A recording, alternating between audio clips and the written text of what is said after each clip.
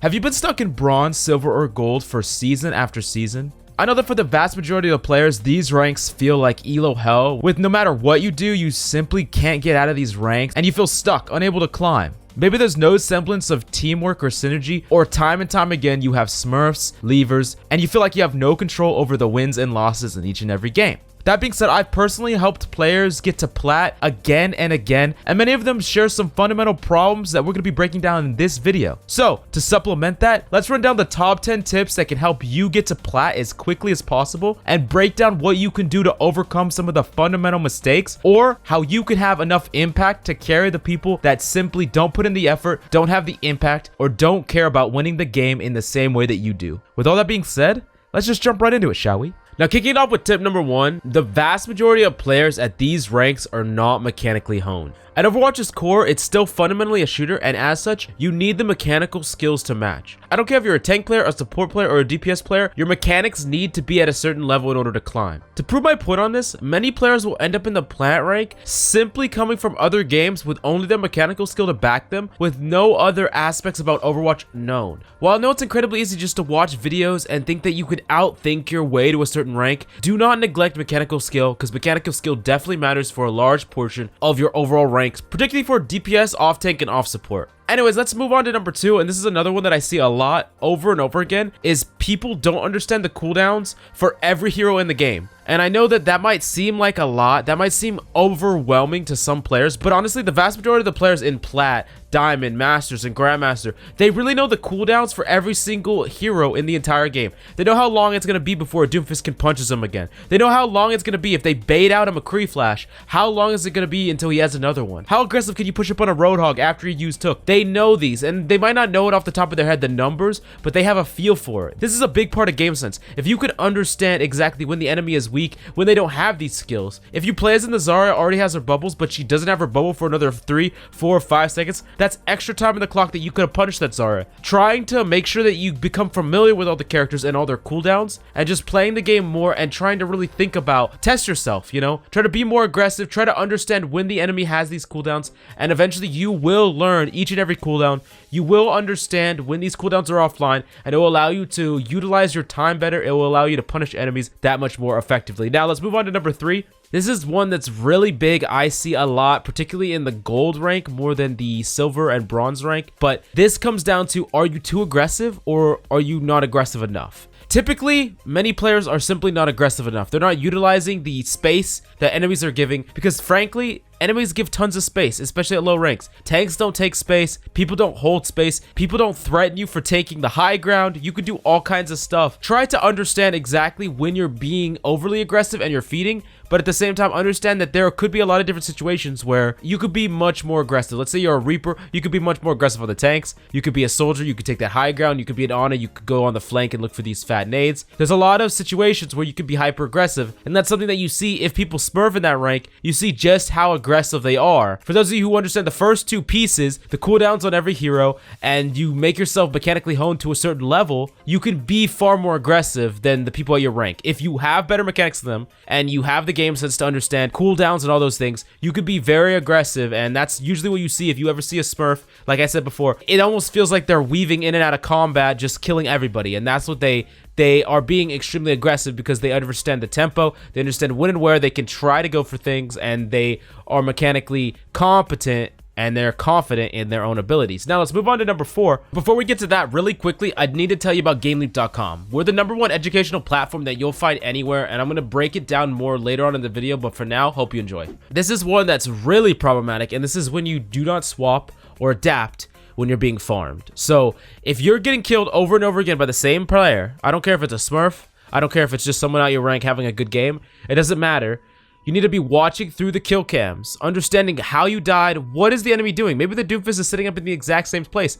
I know specifically me as Doom, I'll sit up in the exact same place over and over again, or maybe have slight adaptations, and the enemy won't be expecting me, and I'll kill the dang Zen or Ana over and over and over again, and they need to adapt. They need to take it upon themselves. Oh, I'm dying to the same person over and over again. I need to look at what they're doing in the kill cam. I need to adapt, or I need to swap to something else. If let's say that the way to adapt, let's say that you're Ana and you're getting dove by Doom over and over again. If you can't mechanically hit the sleep darts, You need to try to adapt, and adapting would be to hit them, position yourself in better ways, all these things. If you know you can't do it, do not let yourself get farmed. Swap off to Brig. Swap off to something that's really hard for you to get farmed on, because allowing yourself to get farmed over and over again is one of the biggest things that's going to be holding you back. It's going to be what's preventing you from ranking up, and that is something that you need to directly deal with. So moving on to number 5, this is low situational awareness, okay? And I'm going to break this into 2 little mini parts. Firstly is of DPS and tanks in general.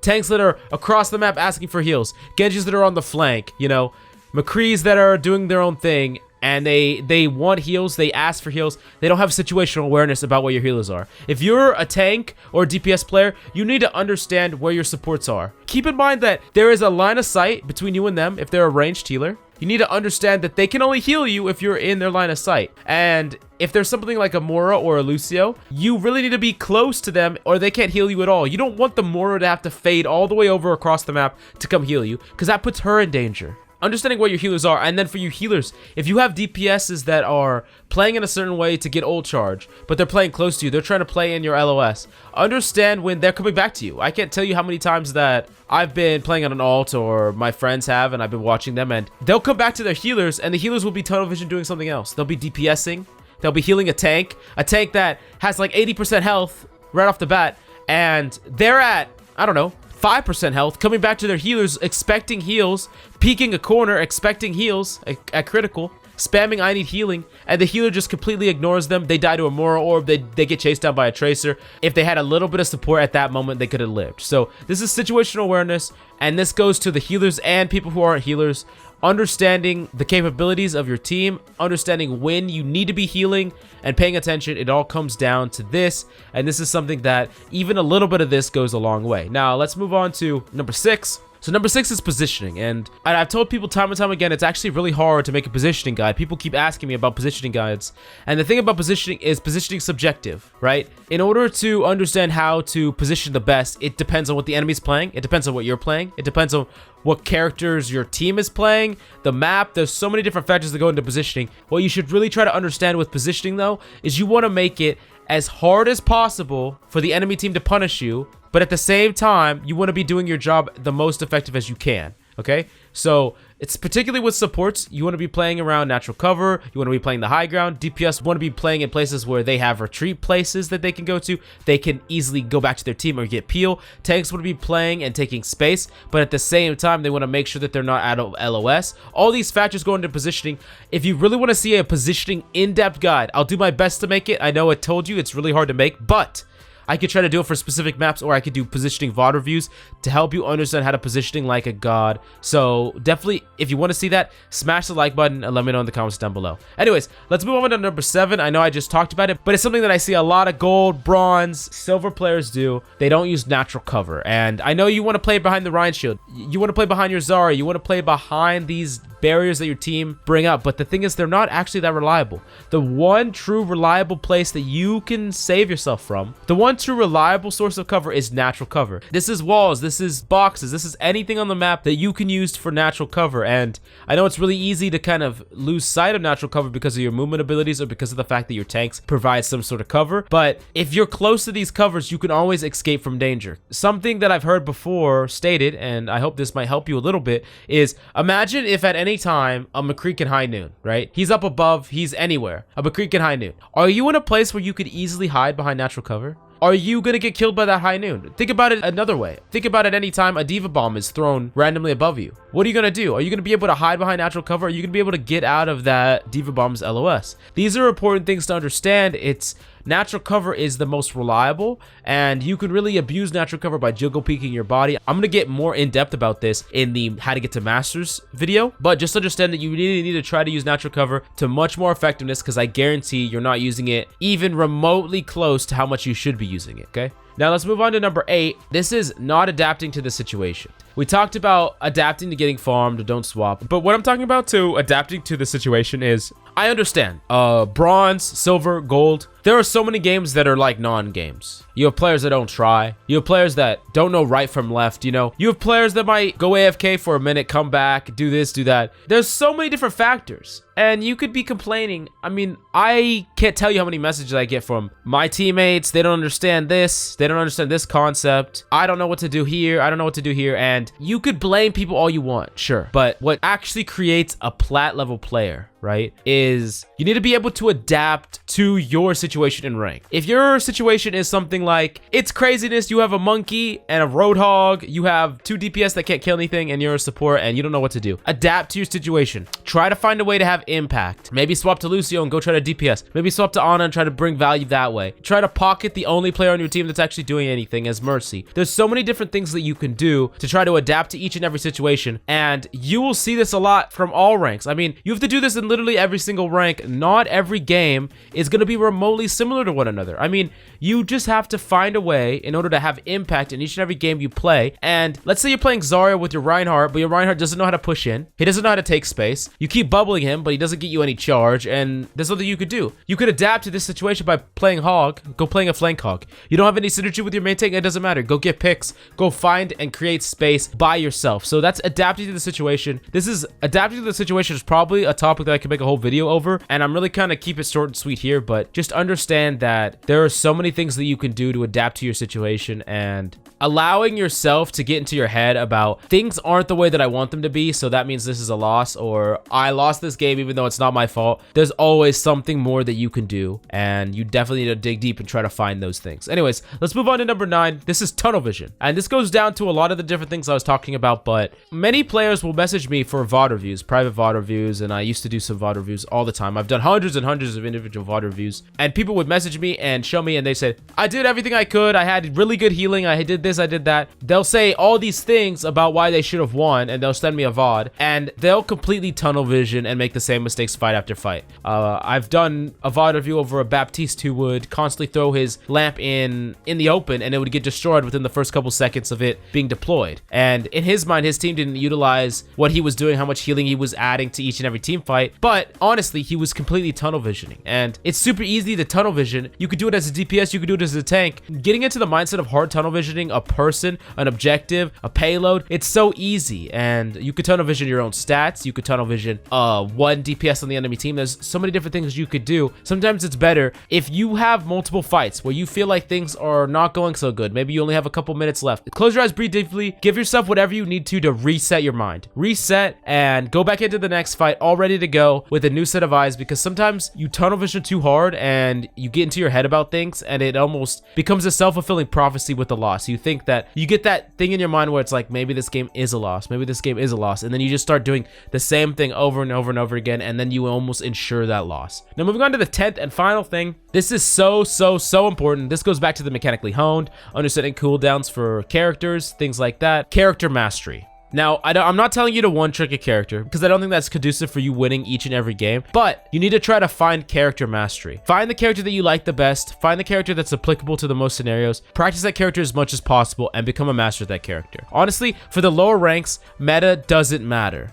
Honestly, you can get to plat on literally any single character in the game. I don't care what anyone tells you. Any character in the game, even Diva, who people consider widely to be the worst character right now, you could easily get to plat with. The fact of the matter is the synergy and the teamwork and the individual mechanical skills are at a certain level at these low ranks that anything is possible with mastery. So what I would suggest you or tell you is that once you get to the plat rank, it's going to be a lot harder to climb to diamond, masters, grandmaster if you're practicing and you become a master at a character that's really unmeta. So like, let's say you climb Torb to plat. It's going to be really hard for you to climb Torb to grandmaster. I'm sorry. It's just going to be extremely difficult for you because he's not in the meta. There's so many small scenarios where he's actually good, but that is why I even suggest even for the lower rank players to play something that's in meta. Something right now would be Mei, Hanzo, Doomfist, Reaper, characters like this, because you could play them throughout every rank. Reaper is probably the best one because Reaper's so good at low ranks, and Reaper transitions all the way to the upper ranks right now, which something that hasn't happened in a long time. So that would be my number one suggestion. If you want to climb all the way from plat to the next video is going to tell you how to climb to masters, I would suggest Reaper. But there's tons of different other characters you could do it. You could do it on McCree, Hanzo, Widow, there's so many different other characters that you could do it with. But what you need to understand is that you want to try to get as masterful with these characters as possible. You want to put the time and the effort in order to become comfortable with them, because ultimately the only way to get perfect at these characters is to practice over and over again in ranked. Go up against all different kinds of characters, all different kinds of heroes, and go up against people of different skill levels. The more consistent you practice the hero that you are going to master, the more matchups you go up against, the better you'll be overall. And if you really want to learn how to dominate these matchups again and again and become that fully fledged platinum player and reach plat, then diamond, masters, grandmasters, and the sky's the limit, GameLeap.com has you covered. We have the most high quality, up-to-date guides handcrafted by Grandmaster players to ensure that you have the utmost high quality guides available. Frankly, our individual character session is incredibly in-depth, and you can learn all these 1v1 matchups. Do yourself a favor and go check it out. I hope to see you there. And this closes out the top 10 list for how to get plat. I hope this guide has been extremely helpful for you. I wanted to make some more content targeted towards the lower ranks and maybe some type of natural progression to help people get to the upper ranks, because honestly, the tips need to be more targeted for every single rank. I know some of the ranks kind of blur together a little bit, but I mean, what a person needs to know in plat, what a person needs to know in masters is completely different from what a person needs to know and focus on in bronze and silver. So I hope this guide has been extremely helpful for you. Any questions, please leave them in the comments down below. That's all I have for you today. I'm Coach Mills, and until next time.